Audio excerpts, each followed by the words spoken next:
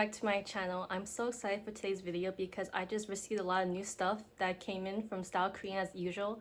And as you can see, I'm in like my pure bare I'm in my pure bare face glory just because I have a lot of new like face complexion stuff I want to really try on in front of you guys. So if you're excited to see what's new in K-beauty, then keep on watching. So this haul was actually inspired by a new makeup brand that StyleKorean brought in, which is Kirsh Blending. And I was really intrigued by this brand because the packaging is really cute and it's also part of a really popular fashion brand in Korea.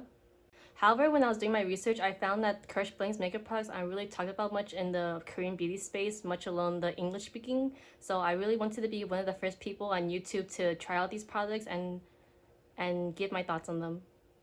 I believe these products were around for about a month already, but at the time they were introduced into the site, they weren't at a really huge discount, so I decided to wait until a time when there was a better sale to finally buy them and do a review on them. And so that time finally came when I saw StyleKorean doing this newbies festival, so a lot of the new products that they introduced into the website were on sale for quite like a good discount. So I found many of the Kirsh Blending products almost up to 50% off, and that's why I decided to purchase them finally. And because of that newbies festival, there's also a lot of new skincare that was on sale, so I decided to grab some of those too. Now for a small little rant, if you're my friend, you've probably heard this story countless times, but pretty much for some reason with the delivery, it took me quite a while to get this package, longer than I expected. Now this is probably like my 5th time ordering from StyleKorean, and the previous times I haven't had any problem, but for some reason this week DHL decided to keep trolling me and delaying my shipment for like 2 days. So pretty much I was supposed to get this package by Wednesday, but then for some reason, oh my god, just thinking about it makes me wanna so pretty much, I don't know, for some reason the delivery guy kept missing my address for 2 days straight, so I changed the shipping address, and finally on the 3rd day I received the package. So now I'm kind of worried about ordering from StyleKorean again. I mean, like, it's not their fault. This is all DHL's fault. But I don't know. Just if I had to go through that hassle again, where I was fooled 2 times in a row, then I don't know if it's gonna be worth it. But I bet you'll find me doing another StyleKorean haul in the future, so it doesn't really matter. So let's just get started with the new Korean skincare I bought, and I got a lot of notes to make sure that I hit all the key points. So the first item I have is this, which is the Joseon Ginseng cleansing oil, and this is new in the brand. And according to the official description, the main base of this oil is made out of 50% soybean oil, which they said is the lightest yet most effective at removing makeup or whatever stuff from your face. This formula also contains 0.1% ginseng seed oil, which is said to protect the skin from external stimuli and also provides that scent. So I already used this cleansing oil 3 times already, and I really love how it feels. It's really lightweight and runny. It's probably like the most lightweight oil I've ever used. So before buying this Biome Joseon cleansing oil, I was actually using this cleansing oil from Bring Green, which is the Super Yomu Pore Deep Cleansing Oil. And I definitely have no problems with this Bring Green cleansing oil because it does its job. But after using the Biome Joseon one, I feel like I'm preferring this one more just because it's lightweight in texture and there's like less tugging on my skin.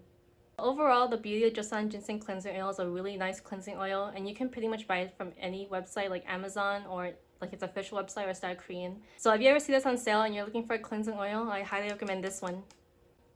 Another product I have from Biome Joseon is one of their most popular products, and that is this, the Centella Asiatic Calming Sheet Mask. Personally, I was really interested in trying this sheet mask because one of the YouTubers I follow, Uni, is a really huge fan of this one. And because there's a pack of 5 on sale, I decided it was my time to try this. Just some info on this sheet mask. It's said to contain 50% Centella Asiatica extract for calming and soothing the skin. There's also 3 types of hyaluronic acid for moisturizing. And besides that, the sheet mask's essence is also said to contain other beneficial natural ingredients like mugwort, goji berry, and ginseng. And this sheet mask is said to feel less heavy on the skin because it's made out of thinner and breathable tensile material.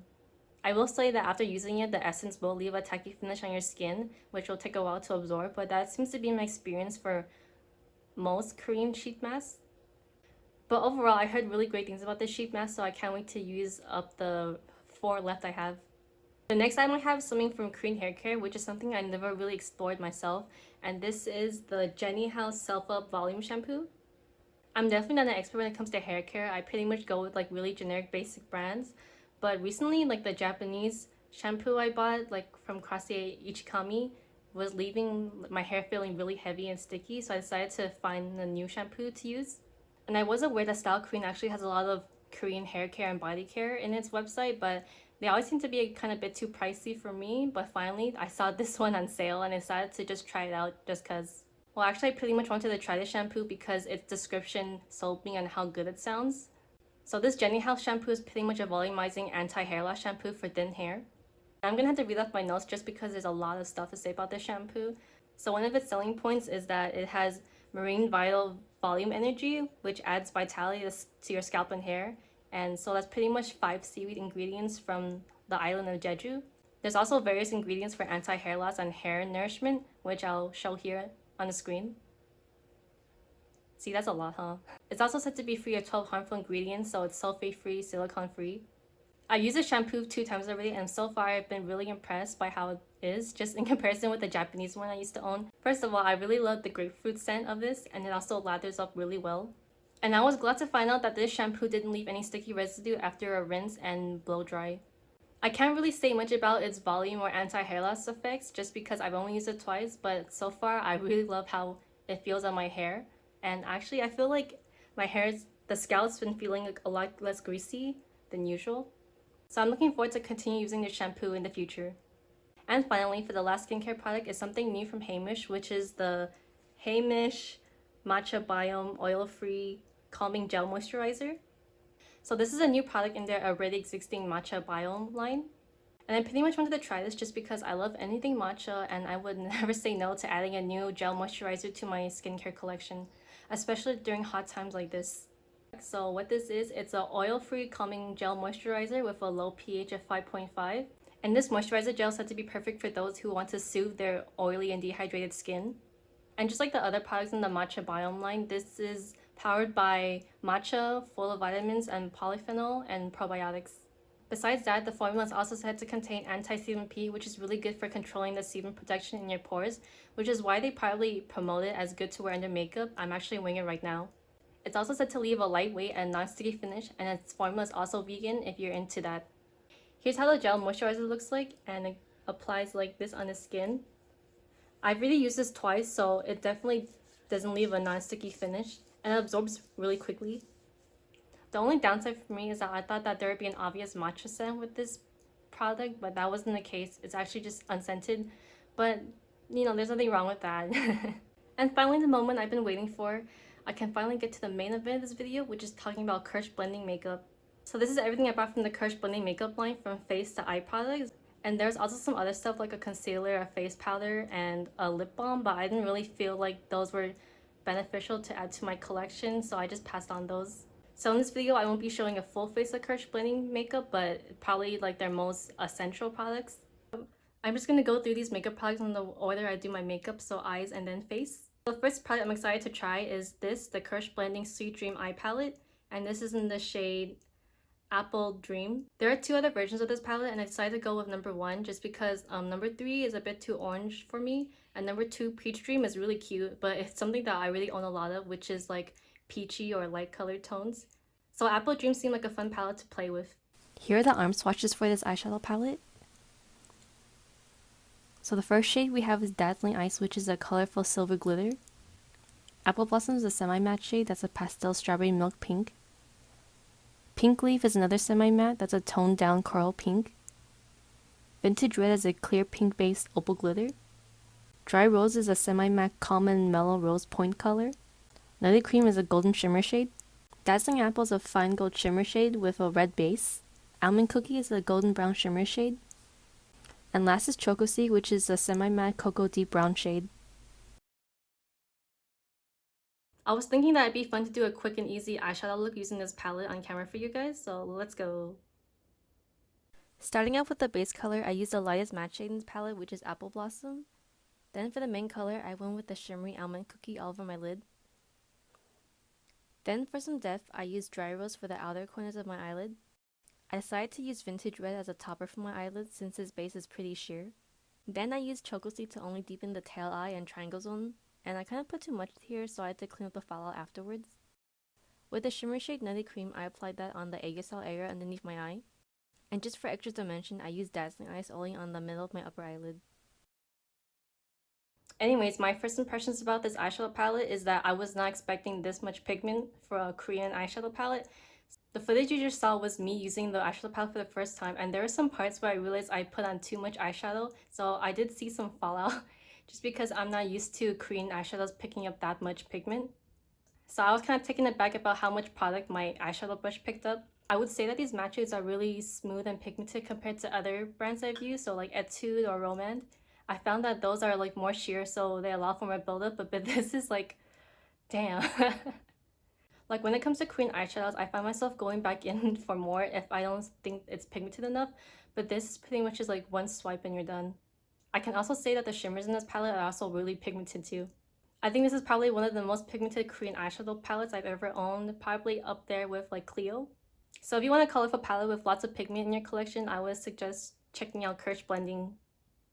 It's so hot in here, I'm starting to like sweat a lot on my face. Oof. So the next eye product I have from Kirsh Blending is this, which is the Speed Fixing Long Lash Cara in the shade Pink Brown. So I pretty much bought this mascara because I wanted to try out a colorful mascara for once. I do have this wine burgundy color of the Quick Lash Curler from CanMake, but I found that there's actually like no pigment from this. It pretty much looks like the black version of this mascara. So I was hoping that this mascara formula actually changes the colors of my eyelashes. I've actually tried this mascara already when I first received my package, but I'll show it to you guys on camera. Hopefully it picks up. So I can already see the pigment showing, which is really great. Because that's exactly what I wanted from this mascara. Alright, and here's one full coating of the mascara on my right eye. And I don't know if you can see the difference, but there definitely is like a pink-brown color. Here's how the mascara one looks like. It's really thin and curved, which I really like, and it picks up just the right amount of product for my eyelashes, and this is how the shade looks like on my hand. Although this is called lengthening mascara, there's actually no fibers in this at all, so if you're someone who doesn't like fiber mascaras, then this might be a good choice for you. Overall, I really like this mascara because it did what I wanted it to do, which is like change the colors of my eyelashes, so they look really pink right now, which is really cute for like a girlish look. I also really like the wand of this mascara just because it makes application really easy, and I found that there is no clumping at all. I'm not sure about the lasting power though, just because I haven't tried this with a mask, because sometimes mascaras do tend to droop a little bit when you're wearing a mask. But other than that, this is a really nice performing mascara. It changes your color, so if you're looking for like a blue or pink one, then maybe look into this. It's definitely not super volumizing or lengthening mascara, but it does its job, and I really like how natural it looks on my eyes. Alright, and the next eye product I have from Kirsh Blending is something I'm not too sure if I should even talk about on camera, just because when I used this for the first time, it was a big mess, and that is their Kirsh Blending Brow Cara. So I'm not really an eyebrow product enthusiast myself. In fact, I only use like one Romand eyebrow pencil and that's it. But I was kind of curious and trying out an eyebrow mascara for the first time just because I heard that it's really fast and easy if you want to like fill in gaps. So this color I got is Blaze Gray, which is like the darkest shade, and I wasn't really too sure if this is like the right color for me because I had a feeling that it's gonna end up looking too dark on my brows. But then the other three colors were like really light browns or one clear, so I pretty much decided to go with the closest one to my eyebrow shade. Here's how it looks like on my hand, and as you can see, there's a lot of product on this one. This really tiny one, by the way, which is good for eyebrows. But as you can see, it's a pretty dark gray, almost black, which I kind of wanted to avoid in the first place for eyebrows. This is my second time using this after a really disastrous first time, so I'm gonna try going really light with this and hope it doesn't mess up. I did watch tutorials on how to use eyebrow mascaras from other people, but I don't guarantee it's gonna turn out well for this video. So apparently you start at the ends here. Oh god, oh. It's really looking really dark. Yeah, this is awkward. But here's the result of my eyebrow mascara attempt, and as you can see, it didn't go well. It's really pigmented at the ends just because I'm really bad at controlling this wand. Plus it's also really pigmented and black. I don't know, does it look bad from afar, guys? Oh god. Oh my god, I'm sorry if you're like watching this and you're cringing. I'm sorry, I've never used an eyebrow mascara in my life. So I tried to clean it up a bit off camera, and I can definitely say that this is a bit too close to my hair shade, because usually with the rules you're supposed to go like a shade lighter, which is why I really like my Roman pencil. But this is pretty much yeah, a bit too close to my original hair color, so it looks kind of weird. Well, it's okay, let's try to cover that up with my hair. Yeah, that was my demo of the Kirsh Blending Eyebrow Mascara. Just because it's my first time using this kind of product in the first place, I'm pretty sure that's the reason why it looks so bad. But also just because this Blaze Gray is a bit too close to... I kind of saw this result happening when I got the shade Blaze Gray, but I really didn't want like a super brown eyebrow, which wouldn't match. Maybe this would be a lot more helpful for people who actually have sparse eyebrows. And like me, I pretty have like a good amount of hairs. So this is probably the one product from this haul that I like the least. But I'm pretty sure I would have an easier time with this product if they released a shade that was more like ashy brown and not so black like this one. So those are my thoughts on the Kirsh Blending Eyebrow Mascara. And finally, I can talk about and try on these face products. So I have here the Apricot Tone Up Sunscreen and the Blur X Matte Cushion from Kirsh Blending. I'm so sorry I made you guys sit through a video of my bare face. Like, you can see all my imperfections and blemishes and redness and pores. And finally, I can cover that shit up. So since this is like a base product before putting on foundation, I'm going to talk about the Kirsh Blending Apricot Tone Up Sun Cream SPF 50 PA+++.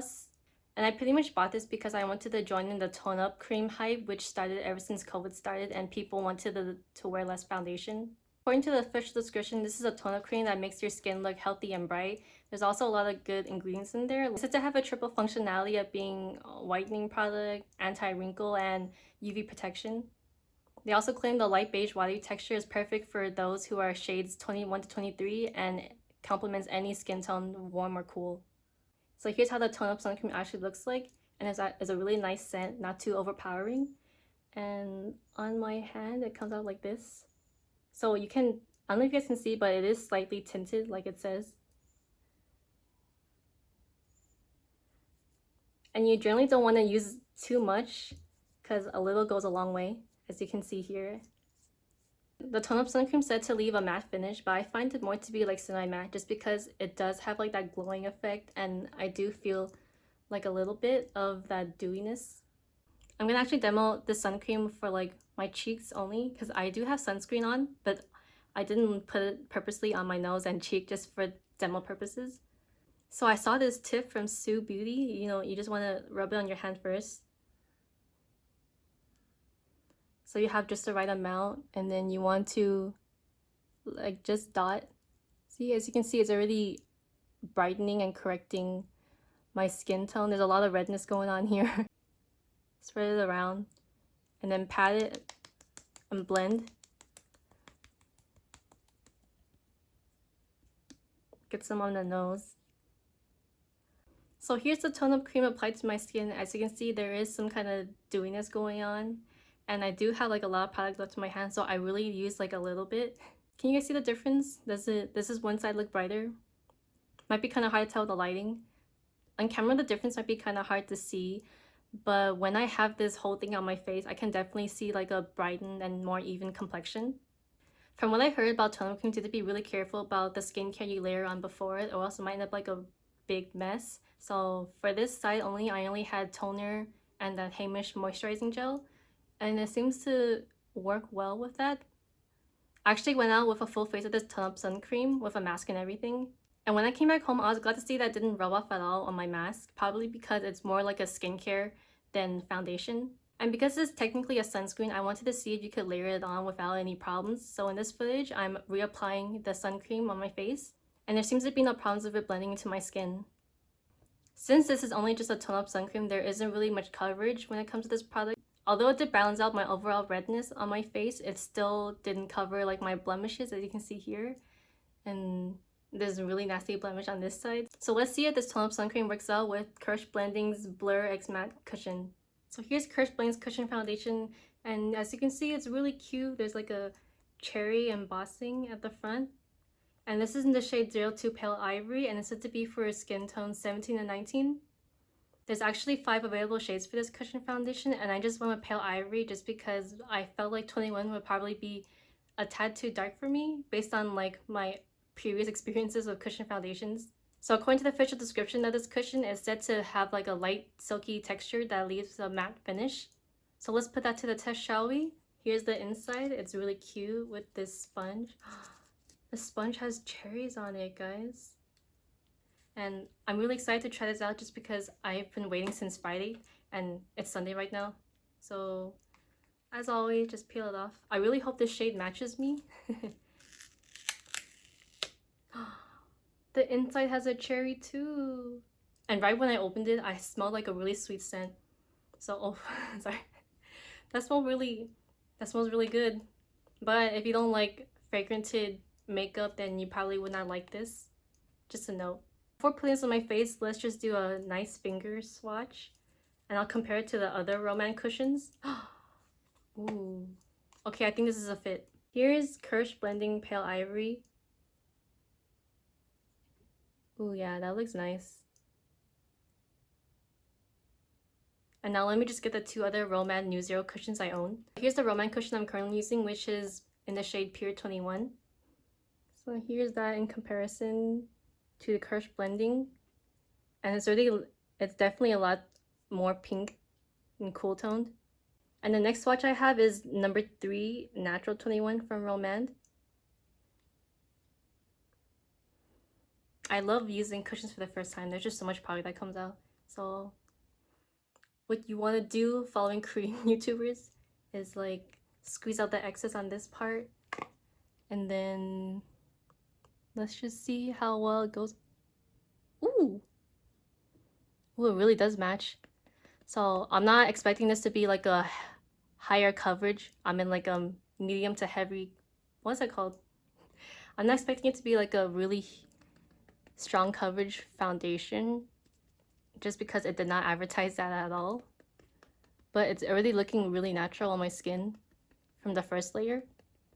I'm gonna go in and get that excess back into the sponge and then touch up on spots that need more coverage. So my nose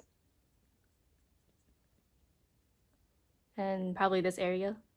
So here's how one side of the face looks like with the Kirsh Blending foundation. And I really love how lightweight and matte it makes my skin look right now. Here's a close-up of how a full face of the cushion looks like. And as you can see, it's pretty light coverage. Like if I really want to cover up those red blemishes, I probably had to go in back with a concealer. In my opinion, after putting on a full face, it's kind of a bit too pale, especially in person, but I don't really mind that look.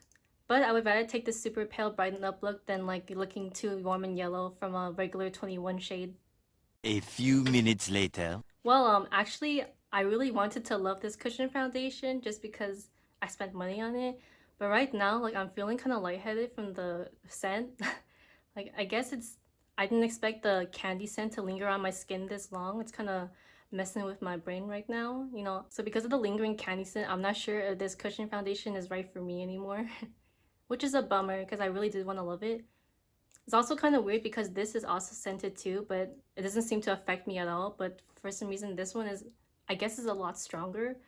I actually don't consider myself someone that's really super sensitive to fragrances, but this cushion is kind of making me second guess myself now. So if you're watching this Kirsh Blending review hoping I would test out how long this lasts on my skin, I probably don't really want to test that out anymore just because the scent is kind of overwhelming me right now. So I'm sorry that I can't test out its lasting power. Hello guys, I'm back. So this is the day after I was filming, so I decided maybe to give this foundation another chance just because maybe it was like the heat in the room getting to me. So I don't know, I'm kind of scared to try this again just because I feel like my brain will like psychologically reject this smell now and associate it with yesterday's headache. Because like let me tell you, after that filming session, like it took like around 2 hours for my headache to finally go away. And yeah, but I found it really weird just because I'm no stranger to scented makeup. Like I have a lot of scented foundations and skincare. So even in fact like this Espoir foundation I like, the Espoir Silk foundation, it's pretty perfumed and I never even noticed it while wearing it on my face. But for some reason this scent was bothering me a lot. So let's just cross fingers. You know, if I get a headache again from using this cushion foundation, then it's okay. I made the sacrifice for you guys. This is so weird. I have to like mentally prepare myself to use a makeup product. That's crazy, you know. I'm gonna just smell it again. Okay, trying to get used to it. Maybe I put too much foundation. Hold on. Guys, I think this is kind of a scam because I don't know if you guys can see it. Here, I'll show you guys. Like, can you see the edges of the sponge here? Like, it's pretty clear. And that, so like only the foundation is soaked up like at the front and bottom, but not the sides. That means that there's not that much product in here to begin with. What? This is like the first time I ever encountered this with a cushion foundation. I'm used to like the whole sponge being like excessively soaked in product, but like this is the first time I'm actually seeing the sides being clear for once. Okay guys, so I just put on the light layer of this foundation and I know I'm looking really ghosty right now. It's probably because of the lighting I have right here. And yeah, I just put on a light layer while holding in my breath, which is I would never think about ever doing a foundation in my life. I don't know, I feel like this foundation's kind of been ruined for me forever just because of that really bad first experience. Like, I think my mind's just gonna forever remember that experience I had where I got really dizzy after wearing this. So like right now, I feel like the only thing right now it feels like my mind can only fixate on like the scent of it. I know that sounds really crazy, but it's just really weird just because I've used scented foundations before with no problems.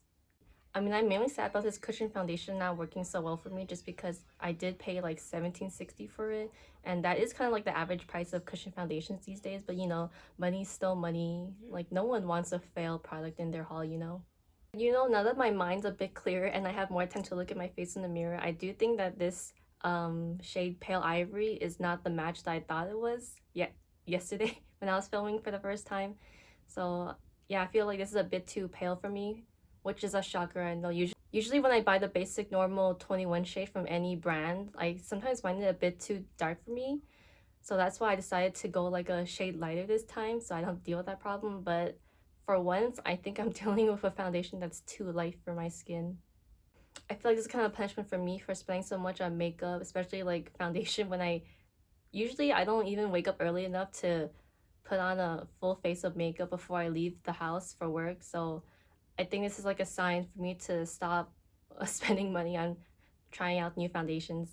Anyways, after trying this foundation for the second time after not being so heat nauseated, I think that I'm just gonna take the L with this one and never use it again. This cushion foundation ended up not working for me in terms of user experience and the shade match it being a bit too pale for me. So I would have to say that this foundation from the Kirsh Blending makeup line is not worth your money, especially since I found out that the sponge isn't even completely soaked in the foundation product. So there really isn't that much in here. Hello, editing me here wanting to add in some more info. So after filming this part, I realized that the Kirsh Blending foundation was only 10 grams. Like, you'd think I would have noticed that while reading the product description when I was buying stuff, but I guess I just assumed every cushion contained the same amount of product. Over here you can see the other cushion foundation StyleKorean has with comparable prices, and I've already checked and saw that all these other cushions are 15 grams, which seems to be the standard. And sometimes if you're lucky, you can even find these cushions on sale and definitely cheaper than $17.60. With this information in hindsight, I can definitely say the Kirsh Blending foundation is not worth the money because they're basically charging more for less. After using this, now I know that there's actually a cushion foundation out there that's too light for me. Before, like I said, like sometimes I find 21 a bit too dark for me, but this is actually something that surprised me. So this is only 02 Pale Ivory. I wonder how pale 01 is. But no one should ever find out because I highly recommend people to not buy this. So for my first impressions of the Kirsh Blending makeup products I bought, I would just say that these two are my top favorite, the tone up sun cream and the mascara, and probably my least favorite are the eyebrow mascara and the cushion. I also forgot I had this on the table, so this is also part of my top favorites from Kirsh Blending. And there you have it. That was my StyleKorean haul for July, which featured a lot of new products in K-beauty. I'm looking forward to keep using the new skincare I bought, and the Kirsh Blending makeup, as you can see, there's a lot of hits and misses. So I hope that this video is informative enough to help you guys decide if you want to try out some new stuff in K-beauty. And as always, don't forget to click on the like button, leave a comment below, and subscribe if you haven't already, and I'll see you guys next time. Bye! I'm so glad this video is over now so I can take off this foundation. It is messing with my head. Oof. It's making me dizzy.